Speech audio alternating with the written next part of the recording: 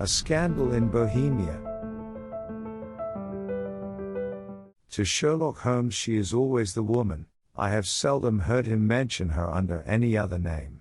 In his eyes she eclipses and predominates the whole of her sex. All emotions, and that one particularly, were abhorrent to his cold, precise but admirably balanced mind. He was, I take it, the most perfect reasoning and observing machine that the world has seen, but as a lover, he would have placed himself in a false position. He never spoke of the softer passions, save with a jibe and a sneer. They were admirable things for the observer, excellent for drawing the veil from men's motives and actions, but for the trained reasoner to admit such intrusions into his own delicate and finely adjusted temperament, was to introduce a distracting factor, which might throw a doubt upon all his mental results. Grit in a sensitive instrument, or a crack in one of his own high-power lenses, would not be more disturbing than a strong emotion in a nature such as his. And yet there was but one woman to him, and that woman was the late Irene Adler, of dubious and questionable memory. I had seen little of Holmes lately. My marriage had drifted us away from each other. My own complete happiness, and the home-centered interests, which rise up around the man who first finds himself master of his own establishment, was sufficient to absorb all my attention, while Holmes, who loathed every form of society with his whole Bohemian soul, remained in our lodgings in Baker Street, buried among his old books, and alternating from week to week between the drug and ambition, the drowsiness of the drug, and the fierce energy of his own keen nature. He was still, as ever, deeply attracted by the study of crime, and occupied his immense faculties and extraordinary powers of observation in following out those clues, and clearing up those mysteries which had been abandoned as hopeless by the official police. From time to time I heard some vague account of his doings, of his summons to Odessa, in the case of the Trepoff murder, of his clearing up of the singular tragedy of the Atkinson brothers at Trincomalee, and finally of the mission which he had accomplished, so delicately and successfully, for the reigning family of Holland. Beyond these signs of his activity, however, which I merely shared with all the readers of the daily press, I knew little of my former friend and companion. One night, it was on the 20th of March, 1888, I was returning from a journey to a patient, for I had now returned to civil practice, when my way led me through Baker Street. As I passed the well-remembered door, which must always be associated in my mind with my wooing, and with the dark incidents of the study in scarlet, I was seized with a keen desire to see Holmes again, and to know how he was employing his extraordinary powers. His rooms were brilliantly lit, and, even as I looked up, I saw his tall, spare figure pass twice in a dark silhouette against the blind. He was pacing the room swiftly, eagerly, with his head sunk upon his chest and his hands clasped behind him. To me, who knew his every mood and habit, his attitude and manner told their own story. He was at work again. He had risen out of his drug-created dreams and was hot upon the scent of some new problem. I rang the bell and was shown up to the chamber which had formerly been in part my own. His manner was not effusive. It seldom was, but he was glad, I think, to see me. With hardly a word spoken, but with a kindly eye, he waved me to an armchair, threw across his case of cigars, and indicated a spirit case and a gasogene in the corner. Then he stood before the fire and looked me over in his singular introspective fashion. "Wedlock suits you," he remarked. "I think, Watson, that you have put on 7.5 pounds since I saw you." 7, I answered. "Indeed, I should have thought a little more. Just a trifle more, I fancy, Watson. And in practice again, I observe. You did not tell me that you intended to go into harness." "Then, how do you know?" "I see it, I deduce it. How do I know that you have been getting yourself very wet lately, and that you have a most clumsy and careless servant girl?" "My dear Holmes," said I, "this is too much. You would certainly have been burned, had you lived a few centuries ago. It is true, that I had a country walk on Thursday, and came home, in a dreadful mess, but as I have changed my clothes, I can't imagine how you deduce it. As to Mary Jane, she is incorrigible, and my wife has given her notice, but there, again, I fail to see how you work it out. He chuckled to himself, and rubbed his long, nervous hands together. It is simplicity itself, said he. My eyes tell me that on the inside of your left shoe, just where the firelight strikes it, the leather is scored by 6 almost parallel cuts. Obviously they have been caused by someone who has very carelessly scraped round the edges of the sole in order to remove crusted mud from it. Hence, you see, my double deduction that you had been out in vile weather, and that you had a particularly malignant boot-slitting specimen of the London slavey. As to your practice, if a gentleman walks into my rooms smelling of iodoform, with a black mark of nitrate of silver upon his right forefinger, and a bulge on the right side of his top hat to show where he has secreted his stethoscope, I must be dull, indeed, if I do not pronounce him to be an active member of the medical profession. I could not help laughing at the ease with which he explained his process of deduction. When I hear you give your reasons, I remarked, the thing always appears to me to be so ridiculously simple that I could easily do it myself, though at each successive instance of your reasoning I am baffled until you explain your process, and yet I believe that my eyes are as good as yours. Quite so, he answered, lighting a cigarette, and throwing himself down into an armchair. You see, but you do not observe. The distinction is clear. For example, you have frequently seen the steps which lead up from the hall to this room. Frequently. How often? Well, some hundreds of times. Then how many are there? How many? I don't know. Quite so. You have not observed, and yet you have seen. That is just my point. Now, I know that there are 17 steps, because I have both seen and observed. By the way, since you are interested in these little problems, and since you are good enough to chronicle 1 or 2 of my trifling experiences, you may be interested in this. He threw over a sheet of thick, pink-tinted notepaper which had been lying open upon the table. It came by the last post, said he. Read it aloud. The note was undated, and without either signature or address. There will call upon you tonight, at 7:45, it said, a gentleman who desires to consult you upon a matter of the very deepest moment. Your recent services to one of the royal houses of Europe have shown that you are one who may safely be trusted with matters which are of an importance which can hardly be exaggerated.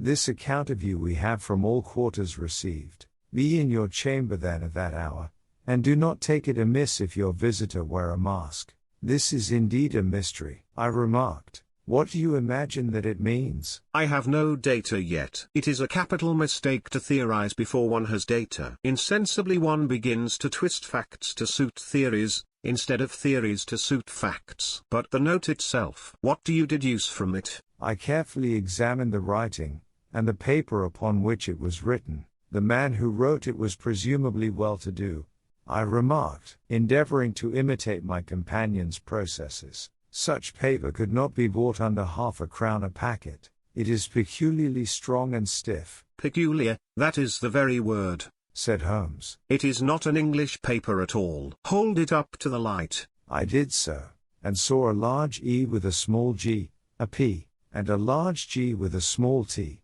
woven into the texture of the paper. What do you make of that? Asked Holmes. The name of the maker, no doubt, or his monogram, rather. Not at all. The G with the small t stands for Gesellschaft, which is the German for company. It is a customary contraction like Ugo. P, of course, stands for papier. Now for the egg. Let us glance at our Continental Gazetteer. He took down a heavy brown volume from his shelves. Eglo, Eglanitz, here we are, Egria. It is in a German-speaking country. In Bohemia, not far from Carlsbad. Remarkable as being the scene of the death of Wallenstein, and for its numerous glass factories and paper mills. My boy, what do you make of that? His eyes sparkled, and he sent up a great blue triumphant cloud from his cigarette. The paper was made in Bohemia, I said. precisely. And the man who wrote the note is a German. Do you note the peculiar construction of the sentence? This account of you we have from all quarters received. A Frenchman or Russian could not have written that. It is the German who is so uncourteous to his verbs. It only remains, therefore,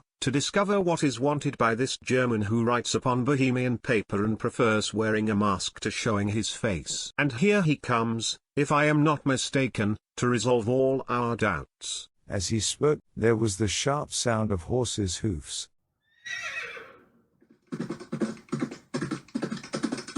and grating wheels against the curb, followed by a sharp pull at the bell. Holmes whistled. A bear, by the sound, said he. Yes, he continued, glancing out of the window. A nice little brougham and a pair of beauties. 150 guineas apiece. There's money in this case, Watson, if there is nothing else. I think that I had better go, Holmes. Not a bit, Doctor. Stay where you are. I am lost without my Boswell. And this promises to be interesting. It would be a pity to miss it. But your client? Never mind him. I may want your help, and so may he. Here he comes. Sit down in that armchair, Doctor, and give us your best attention. A slow and heavy step, which had been heard upon the stairs and in the passage, paused immediately outside the door. Then there was a loud and authoritative tap.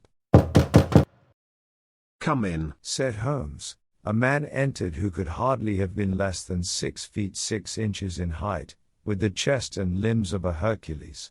His dress was rich with a richness which would, in England, be looked upon as akin to bad taste. Heavy bands of astrakhan were slashed across the sleeves and fronts of his double-breasted coat, while the deep blue cloak which was thrown over his shoulders was lined with flame-colored silk and secured at the neck with a brooch which consisted of a single flaming beryl.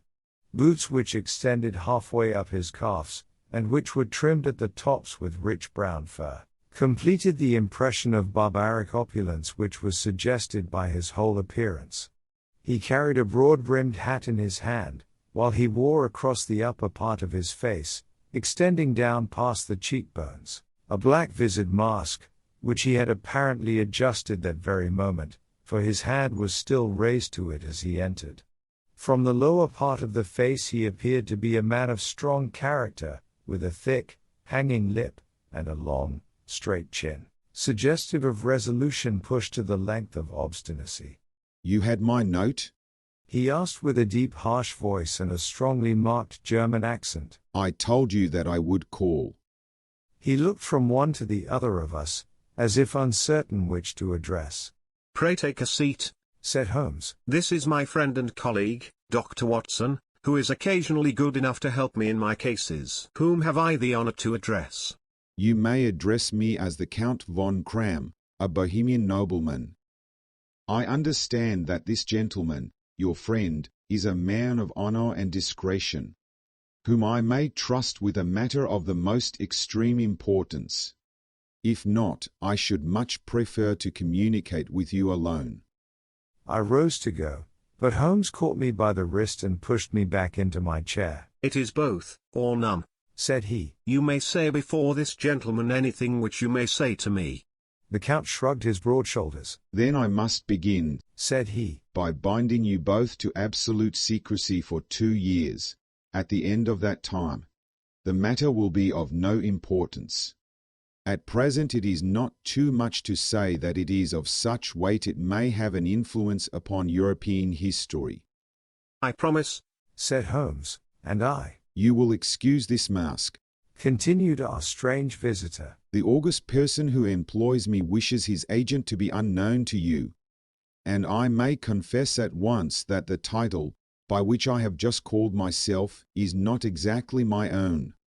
I was aware of it, said Holmes dryly. I was also aware of that, murmured Holmes, settling himself down in his armchair and closing his eyes. Our visitor glanced with some apparent surprise at the languid, lounging figure of the man who had been no doubt depicted to him as the most incisive reasoner and most energetic agent in Europe. Holmes slowly reopened his eyes and looked impatiently at his gigantic client. If your Majesty would condescend to state your case, he remarked. I should be better able to advise you. The man sprang from his chair and paced up and down the room in uncontrollable agitation. Then, with a gesture of desperation, he tore the mask from his face and hurled it upon the ground. You are right. He cried. I am the king. Why should I attempt to conceal it?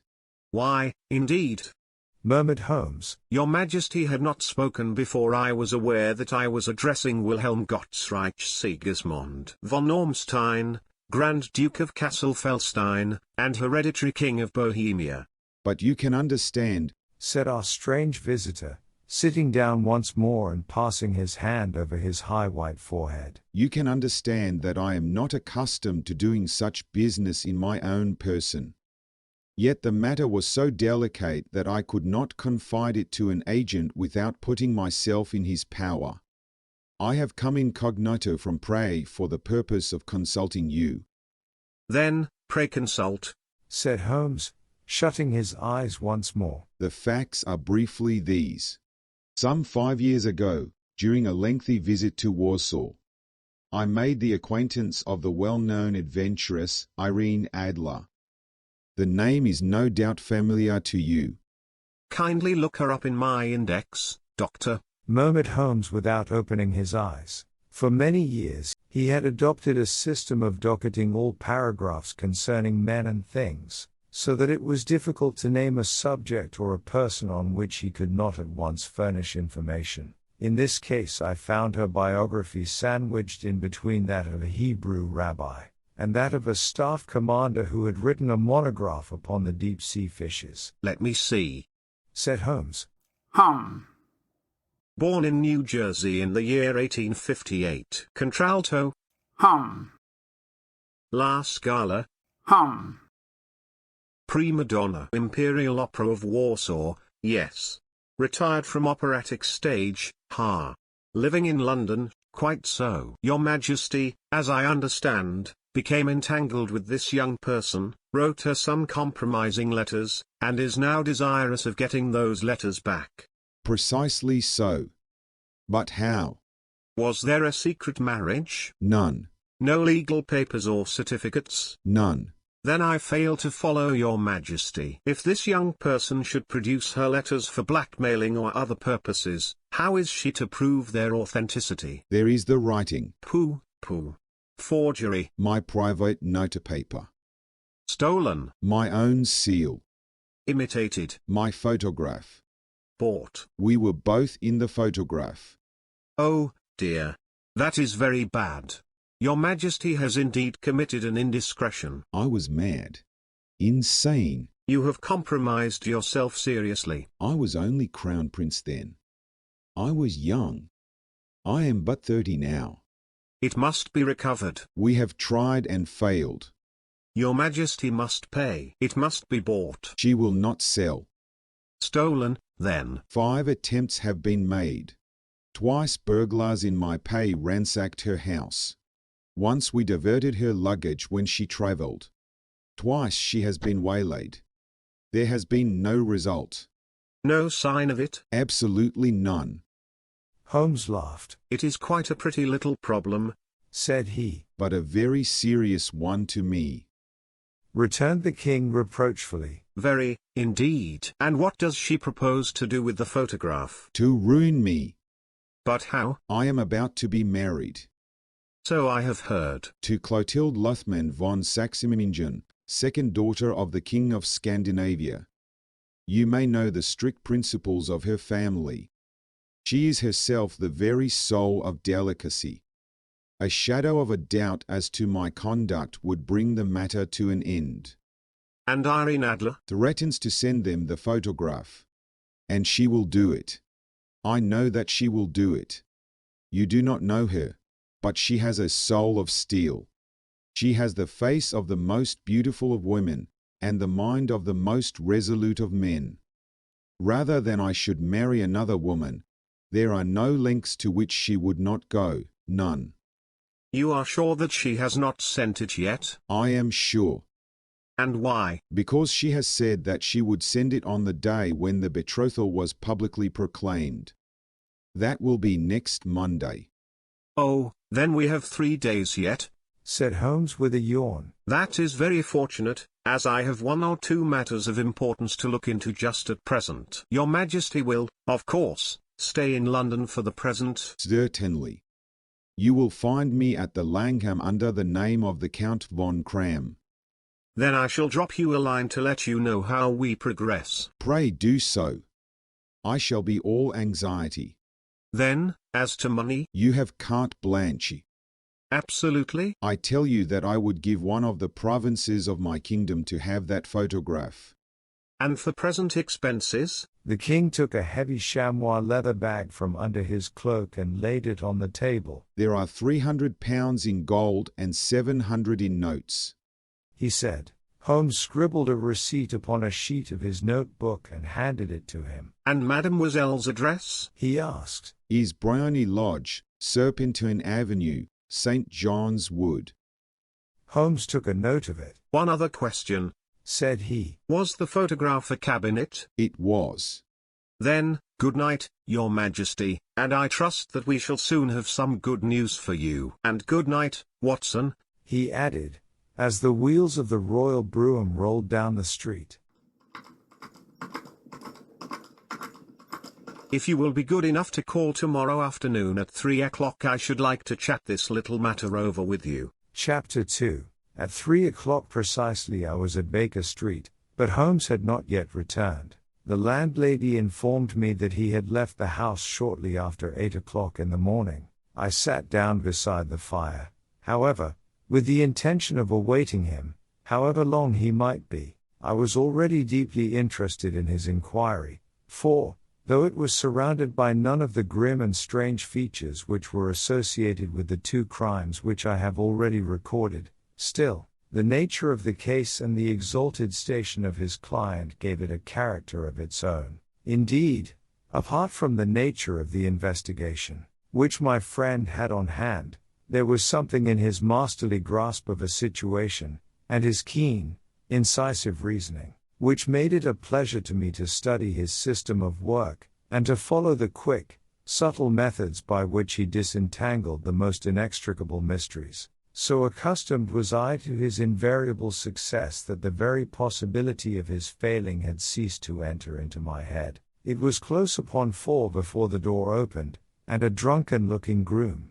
ill-kempt and side-whiskered, with an inflamed face and disreputable clothes, walked into the room. Accustomed as I was to my friend's amazing powers in the use of disguises, I had to look 3 times before I was certain that it was indeed he. With a nod he vanished into the bedroom, whence he emerged in 5 minutes tweed-suited and respectable, as of old. Putting his hands into his pockets, he stretched out his legs in front of the fire and laughed heartily for some minutes. "Well, really," he cried, and then he choked and laughed again until he was obliged to lie back, limp and helpless, in the chair. "What is it?" It's quite too funny. I am sure you could never guess how I employed my morning, or what I ended by doing. "I can't imagine. I suppose that you have been watching the habits, and perhaps the house, of Miss Irene Adler." Quite so, but the sequel was rather unusual. I will tell you,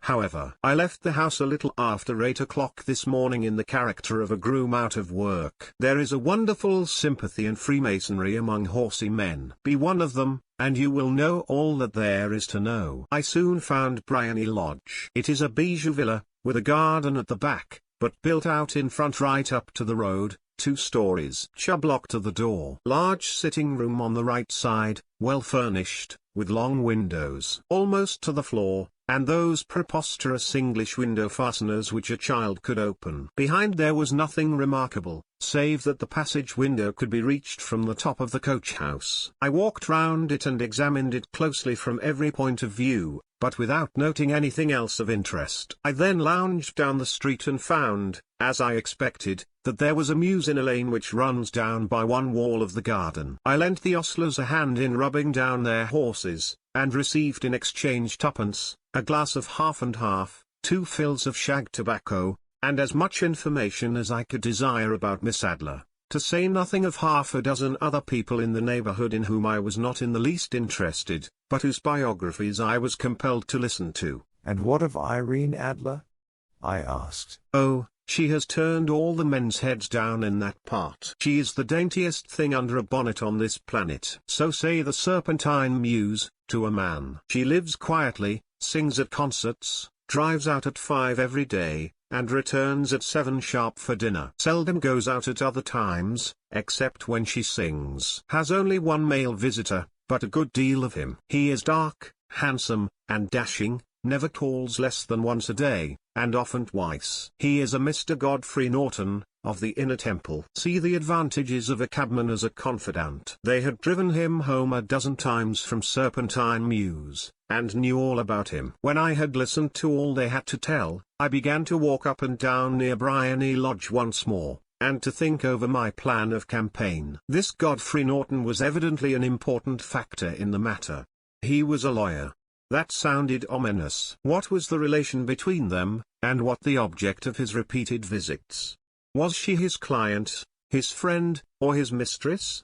If the former, she had probably transferred the photograph to his keeping. If the latter, it was less likely. On the issue of this question depended whether I should continue my work at Bryony Lodge, or turn my attention to the gentleman's chambers in the temple. It was a delicate point, and it widened the field of my inquiry. I fear that I bore you with these details, but I have to let you see my little difficulties, if you are to understand the situation. I am following you closely, I answered. I was still balancing the matter in my mind when a hansom cab drove up to Bryony Lodge, and a gentleman sprang out. He was a remarkably handsome man, dark, aquiline, and moustached, evidently the man of whom I had heard. He appeared to be in a great hurry, shouted to the cabman to wait, and brushed past the maid, who opened the door with the air of a man who was thoroughly at home. He was in the house about half an hour, and I could catch glimpses of him in the windows of the sitting room, pacing up and down, talking excitedly, and waving his arms. Of her I could see nothing. Presently he emerged, looking even more flurried than before. As he stepped up to the cab,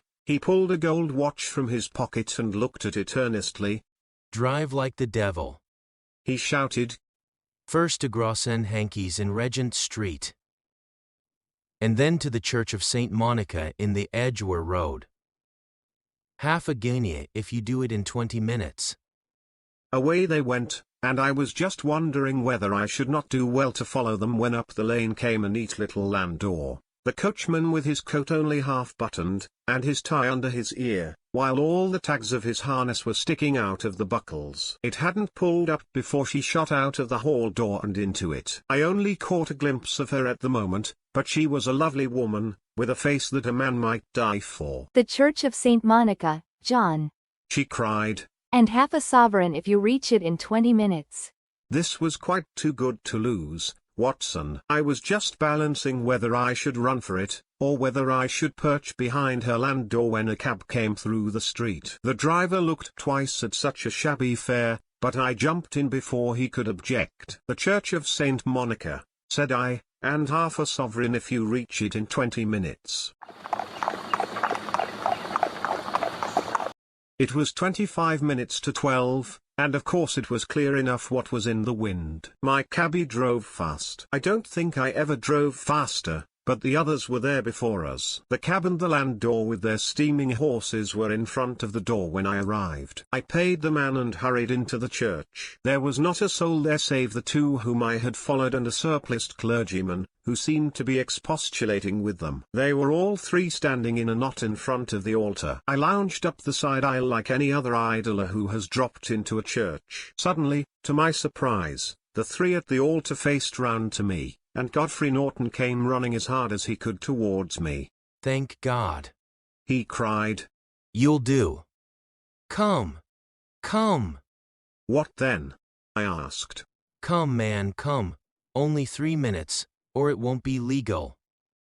I was half dragged up to the altar, and before I knew where I was, I found myself mumbling responses which were whispered in my ear, and vouching for things of which I knew nothing, and generally assisting in the secure tying up of Irene Adler, spinster, to Godfrey Norton, bachelor. It was all done in an instant, and there was the gentleman thanking me on the one side and the lady on the other, while the clergyman beamed on me in front. It was the most preposterous position in which I ever found myself in my life, and it was the thought of it that started me laughing just now. It seems that there had been some informality about their license, that the clergyman absolutely refused to marry them without a witness of some sort, and that my lucky appearance saved the bridegroom from having to sally out into the streets in search of a best man. The bride gave me a sovereign, and I mean to wear it on my watch chain in memory of the occasion. This is a very unexpected turn of affairs, said I, and what then? Well, I found my plans very seriously menaced. It looked as if the pair might take an immediate departure, and so necessitate very prompt and energetic measures on my part. At the church door, however, they separated, he driving back to the temple, and she to her own house. I shall drive out in the park at 5 as usual, she said as she left him. I heard no more. They drove away in different directions, and I went off to make my own arrangements. Which are?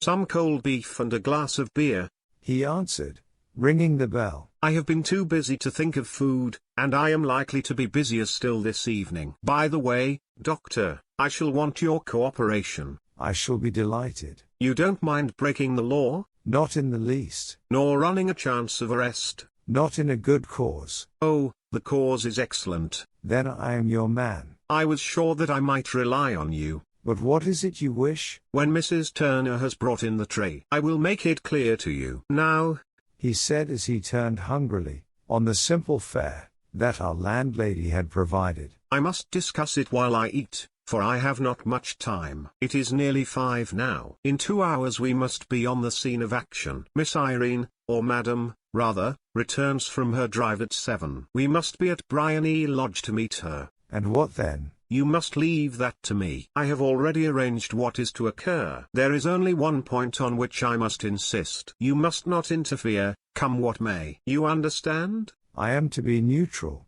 To do nothing whatever. There will probably be some small unpleasantness. Do not join in it. It will end in my being conveyed into the house. 4 or 5 minutes afterwards the sitting room window will open. You are to station yourself close to that open window. Yes. You are to watch me, for I will be visible to you. Yes. And when I raise my hand, so, you will throw into the room what I give you to throw, and will, at the same time, raise the cry of fire. You quite follow me? Entirely. It is nothing very formidable, he said, taking a long cigar-shaped roll from his pocket. It is an ordinary plumber's smoke rocket, fitted with a cap at either end to make it self-lighting. Your task is confined to that. When you raise your cry of fire, it will be taken up by quite a number of people. You may then walk to the end of the street, and I will rejoin you in 10 minutes. I hope that I have made myself clear? I am to remain neutral, to get near the window, to watch you, and at the signal to throw in this object, then to raise the cry of fire, and to wait you at the corner of the street. Precisely. Then you may entirely rely on me. That is excellent. I think, perhaps, it is almost time that I prepare for the new role I have to play. He disappeared into his bedroom and returned in a few minutes in the character of an amiable and simple-minded nonconformist clergyman. His broad black hat, his baggy trousers, his white tie, his sympathetic smile, and general look of peering and benevolent curiosity were such as Mr. John Hare alone could have equaled. It was not merely that Holmes changed his costume. His expression, his manner, his very soul seemed to vary with every fresh part that he assumed. The stage lost a fine actor, even as science lost an acute reasoner, when he became a specialist in crime. It was 6:15 when we left Baker Street, and it still wanted 10 minutes to the hour when we found ourselves in Serpentine Avenue. It was already dusk, and the lamps were just being lighted as we paced up and down in front of Bryony Lodge, waiting for the coming of its occupant. The house was just such as I had pictured it from Sherlock Holmes' succinct description, but the locality appeared to be less private than I expected. On the contrary, for a small street in a quiet neighborhood, it was remarkably animated. There was a group of shabbily dressed men smoking and laughing in a corner, a scissors grinder with his wheel, 2 guardsmen who were flirting with a nurse girl, and several well-dressed young men who were lounging up and down with cigars in their mouths. "You see," remarked Holmes, as we paced to and fro in front of the house, "this marriage rather simplifies matters. The photograph becomes a double-edged weapon now. The chances are that she would be as averse to its being seen by Mr. Godfrey Norton, as our client is to its coming to the eyes of his princess. Now the question is, where are we to find the photograph?" "Where, indeed?" "It is most unlikely that she carries it about with her. It is cabinet size, too large for easy concealment about a woman's dress. She knows that the king is capable of having her waylaid and searched. 2 attempts of the sort have already been made. We may take it, then, that she does not carry it about with her." "Where, then?" "Her banker or her lawyer. There is that double possibility. But I am inclined to think neither. Women are naturally secretive, and they like to do their own secreting. Why should she hand it over to anyone else? She could trust her own guardianship, but she could not tell what indirect or political influence might be brought to bear upon a businessman. Besides, remember that she had resolved to use it within a few days. It must be where she can lay her hands upon it. It must be in her own house." "But it has twice been burgled." "Sure. They did not know how to look." "But how will you look?" "I will not look." "What then?" "I will get her to show me." "But she will refuse." "She will not be able to." "But I hear the rumble of wheels. It is her carriage. Now carry out my orders to the letter." As he spoke, the gleam of the sidelights of a carriage came round the curve of the avenue. It was a smart little landau which rattled up to the door of Bryony Lodge. As it pulled up, one of the loafing men at the corner dashed forward to open the door in the hope of earning a copper, but was elbowed away by another loafer, who had rushed up with the same intention. A fierce quarrel broke out, which was increased by the 2 guardsmen, who took sides with one of the loungers, and by the scissors grinder, who was equally hot upon the other side. A blow was struck, and in an instant the lady, who had stepped from her carriage, was the center of a little knot of flushed and struggling men, who struck savagely at each other with their fists and sticks. Holmes dashed into the crowd to protect the lady, but, just as he reached her, he gave a cry and dropped to the ground, with the blood running freely down his face.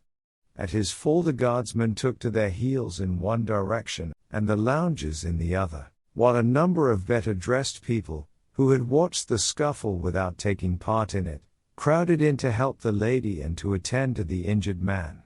Irene Adler, as I will still call her, had hurried up the steps, but she stood at the top with her superb figure outlined against the lights of the hall, looking back into the street. "Is the poor gentleman much hurt?" she asked. "He is dead," cried several voices. "No, no. There's life in him," shouted another. "but he'll be gone before you can get him to hospital." "He's a brave fellow," said a woman. "They would have had the lady's purse and watch if it hadn't been for him.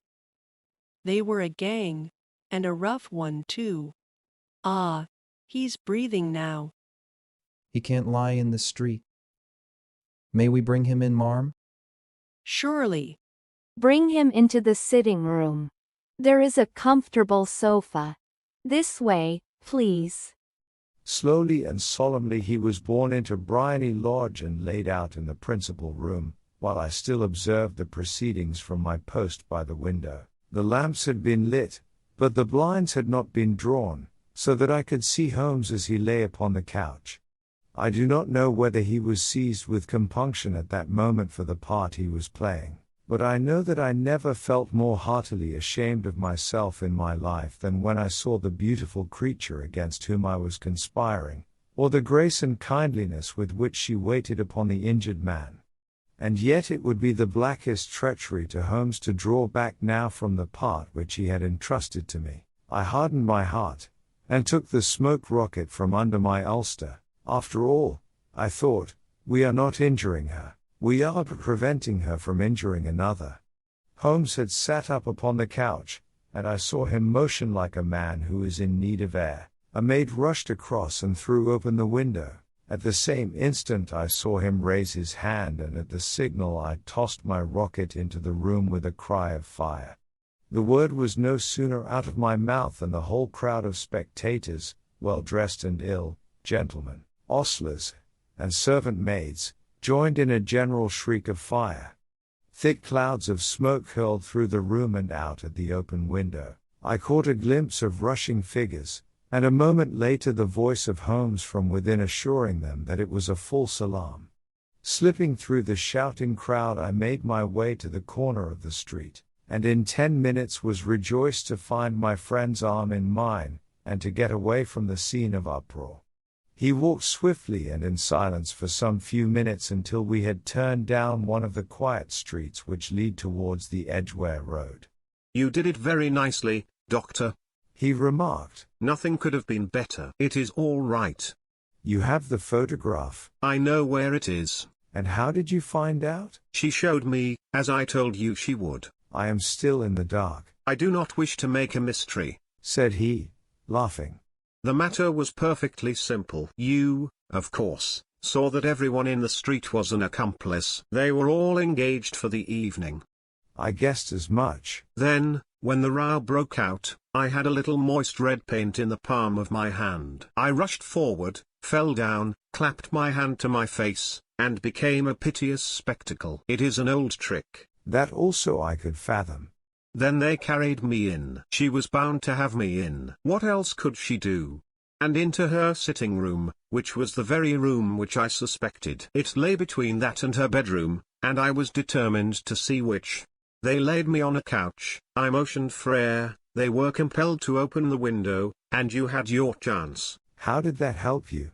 "It was all important. When a woman thinks that her house is on fire, her instinct is at once to rush to the thing which she values most. It is a perfectly overpowering impulse, and I have more than once taken advantage of it.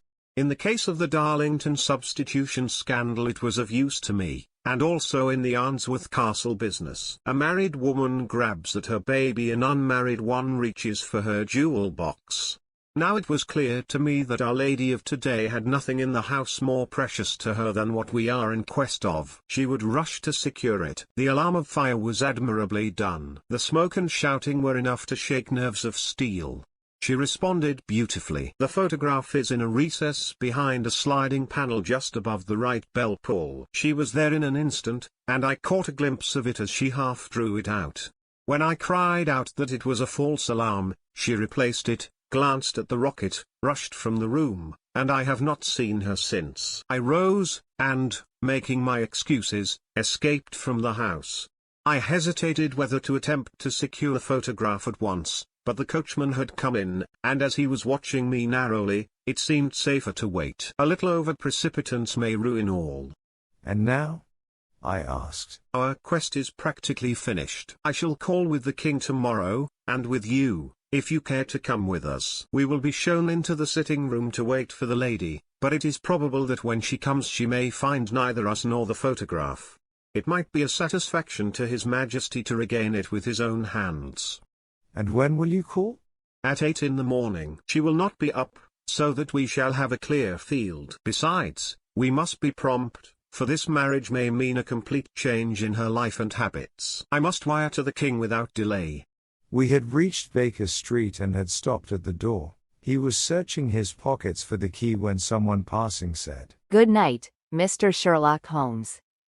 There were several people on the pavement at the time, but the greeting appeared to come from a slim youth in an ulster who had hurried by. "I've heard that voice before," said Holmes, staring down the dimly lit street. "Now, I wonder who the deuce that could have been." Chapter 3. I slept at Baker Street that night, and we were engaged upon our toast and coffee in the morning when the King of Bohemia rushed into the room. "You have really got it," he cried, grasping Sherlock Holmes by either shoulder and looking eagerly into his face. "Not yet." "But you have hopes?" "I have hopes." "Then, come. I am all impatience to be gone." "We must have a cab." "No, my brougham is waiting." "Then that will simplify matters." We descended and started off once more for Briony Lodge. "Irene Adler is married," remarked Holmes. "Married? When? Yesterday. But to whom? To an English lawyer named Norton. But she could not love him. I am in hopes that she does. And why in hopes? Because it would spare your majesty all fear of future annoyance. If the lady loves her husband, she does not love your majesty. If she does not love your majesty, there is no reason why she should interfere with your majesty's plan. It is true. And yet, well, I wish she had been of my own station. What a queen she would have made. He relapsed into a moody silence, which was not broken until we drew up in Serpentine Avenue. The door of Bryony Lodge was open, and an elderly woman stood upon the steps. She watched us with a sardonic eye as we stepped from the brougham. Mr. Sherlock Holmes, I believe, said she. I am Mr. Holmes, answered my companion, looking at her with a questioning and rather startled gaze. Indeed, my mistress told me that you were likely to call. She left this morning with her husband by the 5:15 train from Charing Cross for the Continent. What? Sherlock Holmes staggered back, white with chagrin and surprise. Do you mean that she has left England? Never to return. And the papers? Asked the king hoarsely. All is lost. We shall see. He pushed past the servant and rushed into the drawing room, followed by the king and myself. The furniture was scattered about in every direction, with dismantled shelves and open drawers, as if the lady had hurriedly ransacked them before her flight. Holmes rushed to the bell pull, tore back a small sliding shutter, and, plunging in his hand, pulled out a photograph and a letter. The photograph was of Irene Adler herself in evening dress. The letter was superscribed to Sherlock Holmes, Esquire, to be left till called for. My friend tore it open, and we all three read it together. It was dated at midnight of the preceding night and ran in this way. My dear Mr. Sherlock Holmes, you really did it very well. You took me in completely. Until after the alarm of fire, I had not a suspicion. But then, when I found how I had betrayed myself, I began to think. I had been warned against you months ago. I had been told that, if the king employed an agent, it would certainly be you. And your address had been given me. Yet, with all this, you made me reveal what you wanted to know. Even after I became suspicious, I found it hard to think evil of such a dear, kind old clergyman. But, you know, I have been trained as an actress myself. Male costume is nothing new to me. I often take advantage of the freedom which it gives. I sent John, the coachman, to watch you, ran upstairs, got into my walking clothes, as I call them, and came down just as you departed. Well, I followed you to your door, and so made sure that I was really an object of interest to the celebrated Mr. Sherlock Holmes. Then I, rather imprudently, wished you good night, and started for the temple to see my husband. We both thought the best resource was flight, when pursued by so formidable an antagonist, so you will find the nest empty when you call tomorrow. As to the photograph, your client may rest in peace. I love and am loved by a better man than he. The king may do what he will without hindrance from one whom he has cruelly wronged.